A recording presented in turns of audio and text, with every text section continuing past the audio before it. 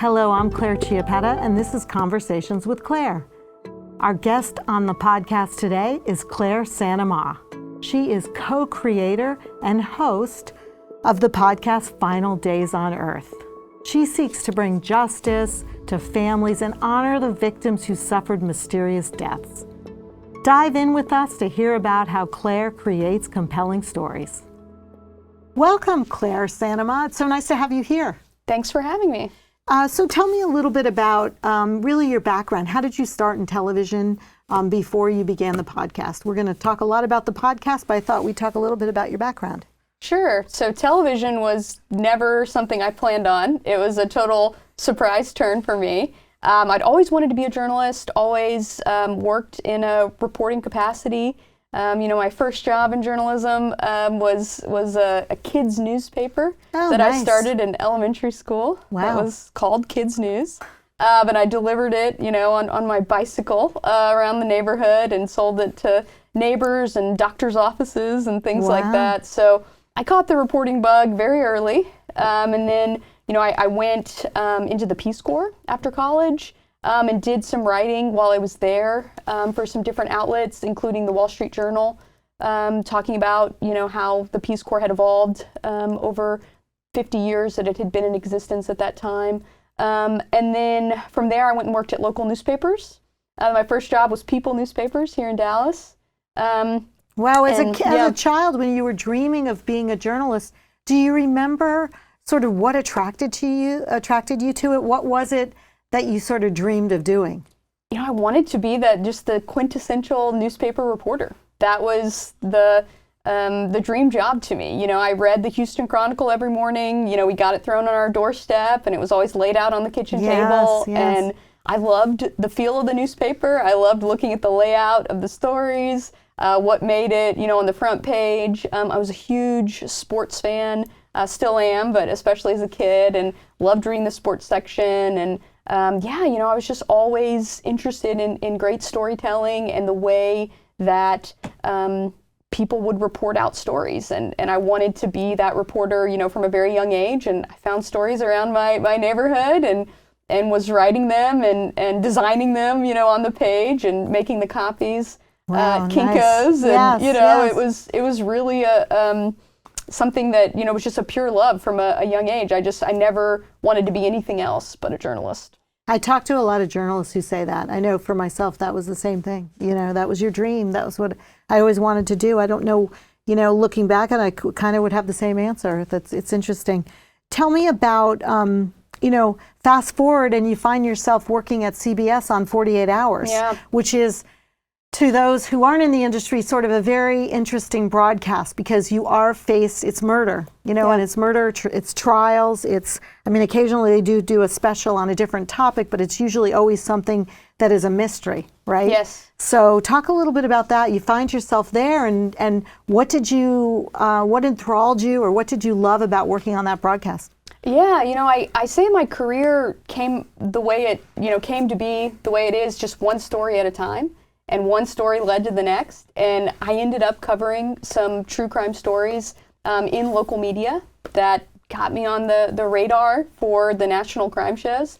And so I started working at 48 Hours. It was like 2014, I think, whenever I first got going there. And, I couldn't believe the resources that the national media had to tell stories compared to the bare bones, low budget local media that I had been involved in the past. And it was very exciting to think about, gosh, if we want to rent a helicopter, we can rent a helicopter. Right. If we need to. But you still could argue, though, that these local reporters who are around the country, whose job it is really to cover news and to look and do investigative journalism and look at stories locally, the passion that they bring is as much a tool as the ability to buy a helicopter, or to rent a helicopter. It's the commitment to find those, those nuggets of truth and find those,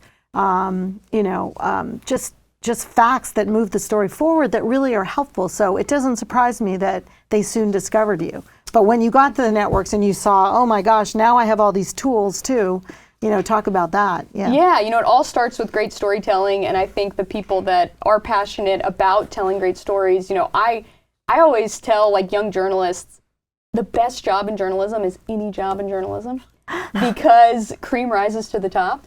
And Yes. if it's, if you're wherever you are, if you find a great story, then you'll go find your next great job. And you don't have to fixate on, I have to start, at the top of the pyramid. You can start anywhere and end up where you want to go. And so, just 4 years into my professional journalism career, I ended up at CBS News at 48 Hours. And, I just sort of looked around and thought, wow, like this is where I could stay forever.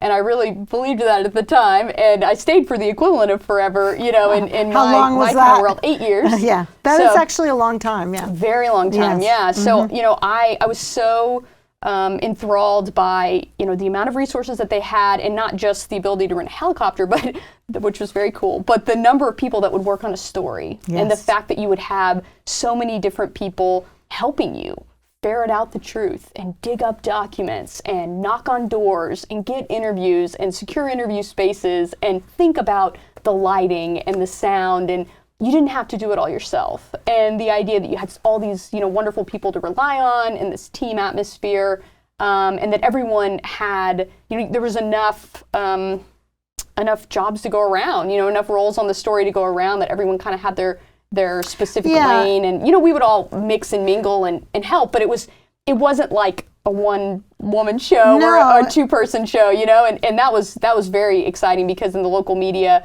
a lot of times it was like you're wearing so many hats. Right. Well, and that actually is one of the wonderful things about just working in television, in video production.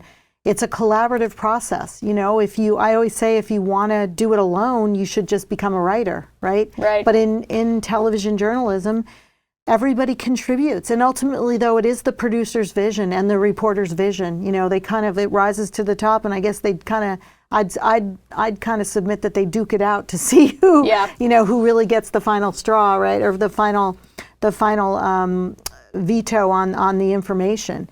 But it is everybody at the top of their game doing the best they can to make the story better. Yeah. And that's the fun of it. It is. You had to say, how did you go from that to the podcast, which we're going to talk about, called Final Days on Earth? It's a wonderful podcast. I hope that you check it out. It's available on all platforms. And it's a great example of bringing together sound and research and storytelling all wrapped up in sort of a wonderful, amazing, for the listener, right? I'm really impressed with it, and I want to say, like, I love the anecdotes you included, and just the way you tell the story. So tell me a little bit about how you got from 48 to this podcast. Thanks so much. I'm glad you enjoyed it. That's my goal with it is that I wanted to make a show that people would want to listen to, and a show that I would want to listen to, and that would be that immersive experience. And so it was really born of my time at 48 Hours, and I did it for a while I was still working there, because there's so many great stories on 48 Hours and so many impactful stories that we tell and the reporting that we do.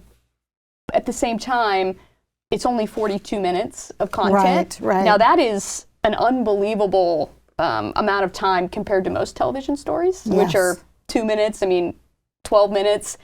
So most people would say you have an hour of television, you can tell any story. And you can tell a version of any story in an hour of television, but I was really interested in some of the more complicated, gray area crime reporting stories that didn't fit in the 48 Hours box. Yeah, and so much of it, because I worked on 48 Hours for a short time too, and so much of it you have to leave out, because in a way, I'm not going to say it's formulaic, because that takes away from the broadcast, but there are very specific amounts of time that you have to meet and get to.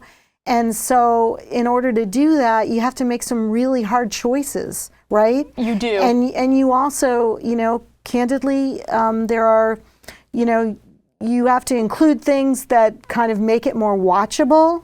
It doesn't mean that they're not facts. It doesn't mean that they're not truths. But, what I was struck with in the podcast and especially season 2 about Jennifer Harris. It's a murder that happened in North Texas, just about, I'd say 2 hours from here, about maybe 2.5 hours from here.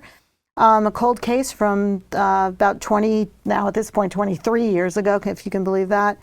And it's amazing, like the little things you included. You know, something that struck me was when you talked to Jennifer's cousin, and you use real sound throughout, which is just so effective. You know, but you talked to Jennifer's cousin and you used an interview, and she talked about how when she found out about her cousin's death, that her father was at the pharmacy and he was getting a prescription for a sedative. And, you know, I didn't quite get, like, was it for him? Was it for her? Was it for the whole family? But I mean, it's so, I mean, real. It just really hits home what this family is, you know, that his first thing was to get to the pharmacy to get a sedative because he knew it was going to be so bad, right? Yeah, you know, and those kinds of details, that you have the space to let them breathe in the podcast. And, you know, the thing about 48 Hours, and I loved working there and I loved the stories that I did there, but I would always say, you know, we left entire episodes on the cutting room floor. Yes. You could take the entire show that we did and say, all right, we're not going to use a piece of this, and we're going to go back to everything we cut out, and we could make an entirely different episode. Right. You know, that would be very entertaining and compelling and interesting, and tell the story, but in a completely different way without repeating a piece of sound. Right. And so that was kind of gut-wrenching at times, you know, to think about everything that we couldn't say just because of the time constraints. And so with the podcast, I was like, you know, I can go everywhere I want to go. I can make it as many episodes as I need to. I can make episodes practically as long as I need to tell the story in the way that I really think it deserves to be told, and not have to answer to any other time constraints. Right, correct, yeah. And I think I've talked to a lot of podcasters, and it's very appealing to go to that medium because of the freedom that it allows. And so whenever I was, you know, thinking about what would I do with a podcast, you know, there were some stories that I hadn't been able to put on 48 Hours just because they were too complicated and too long. And, you know, with my first season, Damien Hurd, this college wrestler who goes missing after a party, and then his body is found 4 days later. You know, there were a lot of just nuances to that story that we had looked at it for 48 Hours. We had done some, you know, developmental interviews and trips on it, and it just never gelled. Right, for the show. Yes. And it was one of those things, I had done some writing for CBSNews.com about it. And it was one of those stories that I was like, man, I had this file, you know, in my file folder. Yes. And I had all these interviews that I'd gotten from the Colorado, you know, police agency that had covered it. And, you know, it was like, if this ever gets told in a way where we could actually include all of this raw audio, it would be so powerful. Right. And so whenever, you know, I was looking at making a podcast, I was like, this would be the case to do it with. You know, it was my first one because I think there were 47 interviews that the police had conducted. Wow. And then I ended up doing like, I can't remember now, maybe 25 or 30 of my own. And so there was so much audio to mine. And it was a very rewarding process to be able to lay out all this audio, transcribe it all, you know, get the timeline going, and think, you know, I'm going to put everything in its place and really talk about this story, you know, through the... So that is your process?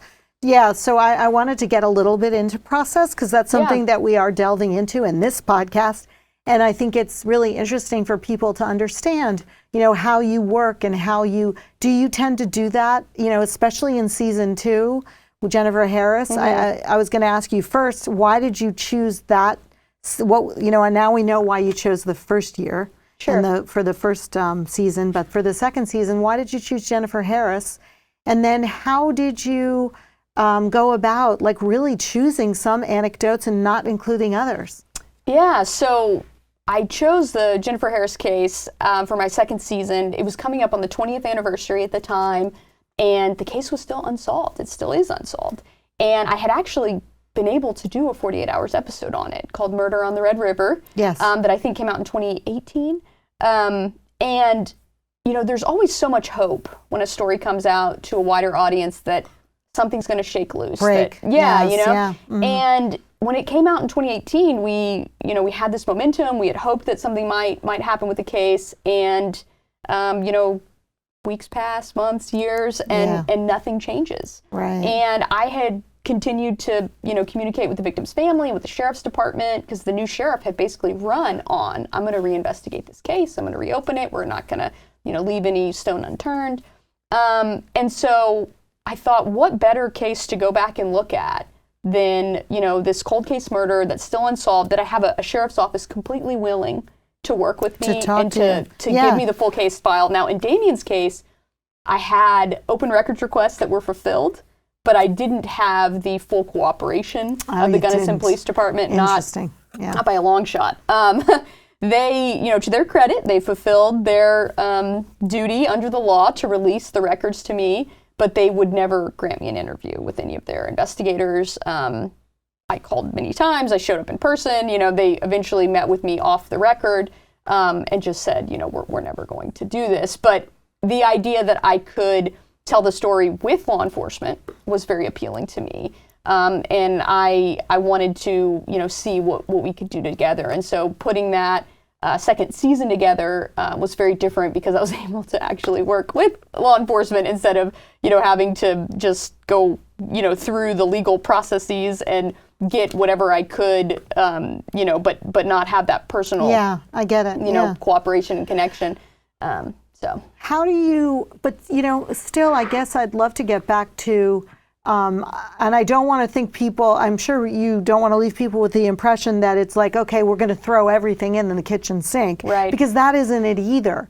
There still is, because I know the way storytelling works, I'm sure at the end of putting together the podcast with, I think there are 10 episodes in season 2, I can't remember how many in season 1, that you still have stuff you've left out. So I guess the question I'd like to ask you is, what is your rule? What's the bar? How do you decide something like the anecdote I talked about? There's a lot of other stuff that I can think of that just like really bring it to life. But why do you decide when something makes it and something doesn't? And I'm talking more about, obviously there's some facts that have to be in there, right? That are critical to the story and critical to the case.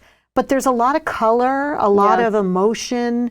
How do you decide what stays in and what goes? Yeah, so I really look for those details that make the characters come alive, that makes the story, memorable. I look for the things that stick in my head, and I think I can see that. I can see him in the pharmacy filling the prescription, and he's on the phone. Right. I want to know where he is when he takes the call. Yeah. And then the fact that I have the detail of what the medication is, that's interesting. So I try to.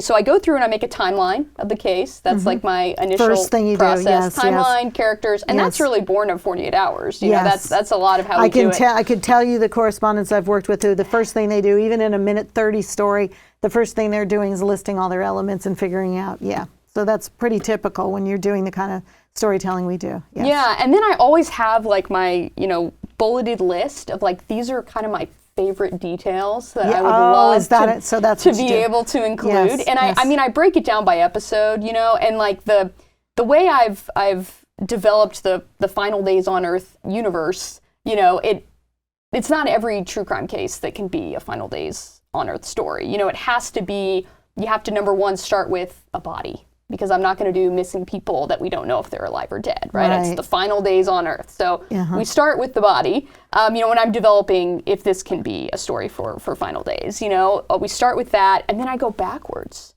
And I say, when was the last time that they were alive and life seemed normal? Yes, yes. And I want to paint that picture. I want to go back. Usually it's like 2 or 3 days before the event happens, where they disappear and then they're found. And also it's kind of strikes. important. It's important to do that too, though, right? In terms of storytelling, so that you have a connection to the person who then you're talking about in all of the episodes. Like I don't want to say you're rooting for, but you care about the outcome because you've learned about this person, that they had a life, that they had people who loved them, that they contributed to the world, right? Yeah. And what they're doing in those final days on Earth always takes on this new significance. Yes, yes. Because it really is the last things that they did. Yes. And I put myself in their shoes. Like with Damien's, he's out. He's a college freshman. Yes. It's the weekend. He is so excited for the weekend. He is making plans with all his friends. He is texting everybody, you know, phones are blowing up. And I can see it. I mean, I wasn't there, but I can now see it because I've gone through, you know, so many records and so many different angles of it. And I have his cell phone. You know, I have all the text messages that he sent and received that day. I have all the phone calls, you know, the log of them. I have the selfies that he took that day. I have, you know, and I have his friends who were at the party. And I just want to point out to people who don't, you know, do what, you know, we do for a living here. It's an interesting thing because you really feel like you know them. Yes. I'm sure it's the way, you know, authors felt. You know, I would hope that, you know, the great ones would feel like when they're creating their characters, you really feel like you know them, and you don't. It's an odd thing. And then when you go to do an interview with someone that you have like studied, you'd listened to their tapes, probably, you feel like when they sit in front of you, you're like, you know them, but you don't know them. Isn't it? It's an odd thing, isn't it? It is. It really is. And for me, most of, you know, the characters that I connect with the most, they have died. Yes. And so I'll never actually get to know them. Yeah. A lot of times I'm able to find video of them when they were alive, and that is extremely helpful to actually see them, you know, alive, and talking to their close friends and family. But that's always, you know, something that really stays with me is that, this person is gone, and the impact that they have left is what remains of them, you know, and it's always, you know, interesting to hear, you know, one of the questions I always ask people whose, you know, loved one has passed on is, what are some of your favorite stories about this person? Yes. And I love the stories that people remember, and it's usually not, you know, like when they won some award or what, you know. It's some small little detail of their life that struck them. That's so true. It's so true. I love those stories, and I love including, you know, as many of those as possible. And I feel like the stories that people choose to share with me, you know, that really are the building blocks of this person, and you can really start to see them come alive because you have,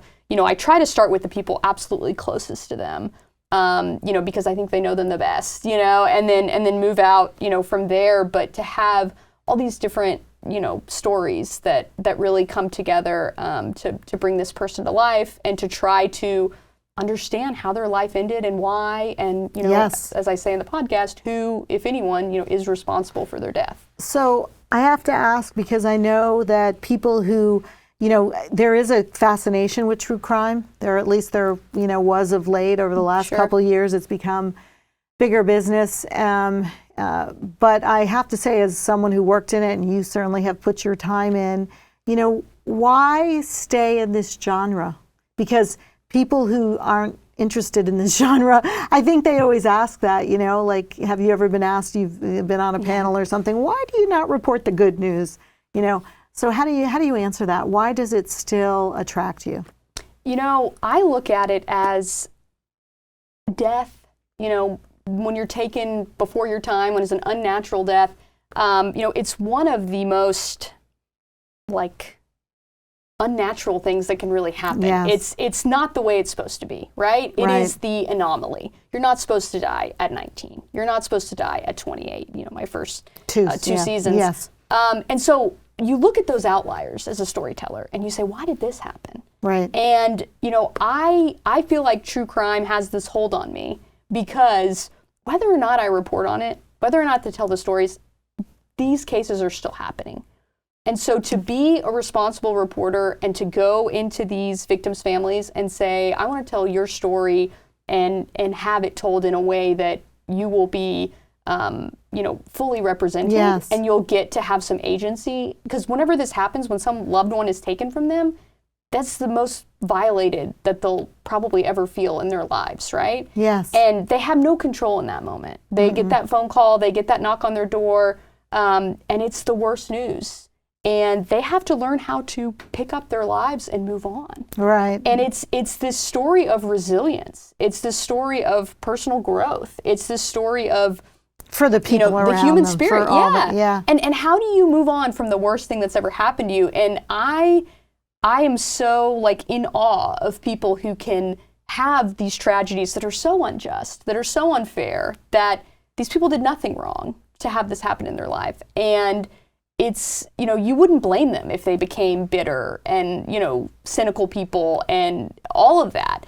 But somehow these people find a way to still see the light in life. And keep moving forward. And to move on and to be able to talk about their loved one, and share the positive things from their life and to do something, positive moving forward and not to just be this shell of a person that they are when they first find out the news, like any of us would be. Yeah, and I think it's a little bit of the mixed bag of doing cases, cold cases, because certainly when you came on the story, Jennifer Harris was killed in 2000 or 2001? 2002. Was it 2? Okay. I think so. So, and you did it, almost 20 years, about 20 years, give or take, later. So there certainly was perspective, but then again, the details, that's what's so wonderful about the podcast is she's got, interviews from days after, and she has sound from days after and transcripts. And so it really becomes, it's not a memory piece where there's more error, right? Right. So can I ask, have you kept in touch with either of the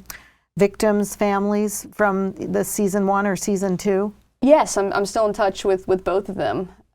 So, we always hope for something that might move either one of the cases forward. So much of that's out of our control, Yeah. But yeah, I like to keep up, those communications because I believe that, the story's not over yet. And, knowing what you do and what's the storyteller or who is the storyteller who has really affected you the most, who has influenced you, that you think about when you're putting a story together, or that, maybe when you're going to go in and ask some tough questions, do you emulate anybody, or is there someone comes to mind?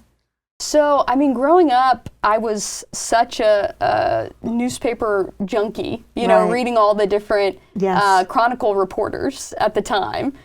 So, a lot of those, I feel like they've all kind of melded into one, like kind of newspaper voice. Yeah. So I definitely feel like I have like a newspaper voice inside of me from all those years of reading, the Houston Chronicle, and then really enjoyed and still enjoy Texas Monthly, the magazine. Yes. Yeah. So there's just some great, crime writers there. Skip Hollinsworth, who lives here in Dallas. Of course. Yes. Yeah. And Pam Coliff, and so who's in Austin.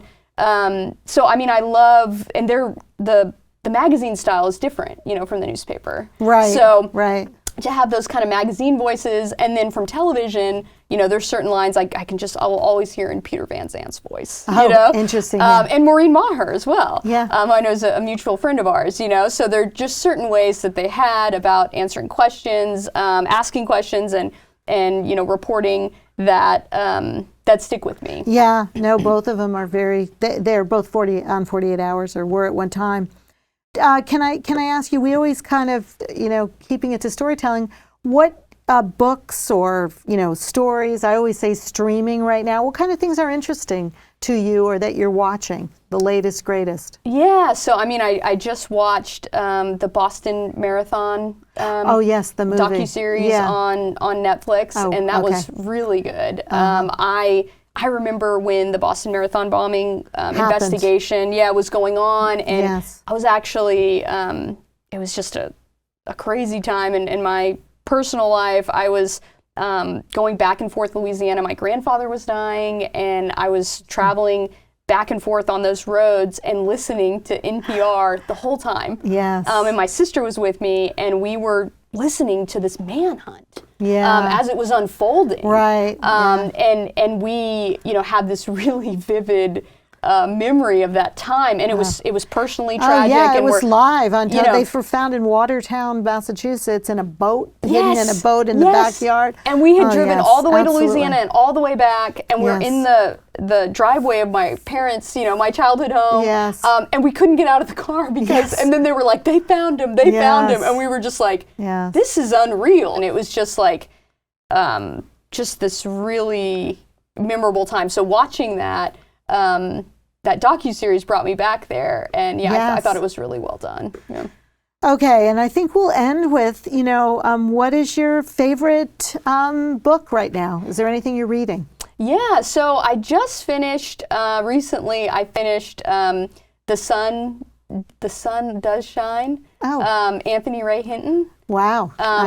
Not familiar, but It's a really great book. It's a guy who was on death row, actually, Oh, okay. and wrongfully convicted, and had been put in prison through some eyewitness testimony that was false, and he eventually gets out in the end of the book, and he tells his whole story, and it's his voice, and he wrote the book with a team, of course, but it was really a fascinating book and an unbelievable story, and that's one that has stuck with me recently. Well, thank you, Claire, for being on our podcast, and I encourage everyone to listen to Claire's podcast called Final Days on Earth, streaming across all platforms. It's absolutely compelling, interesting, and really thought-provoking.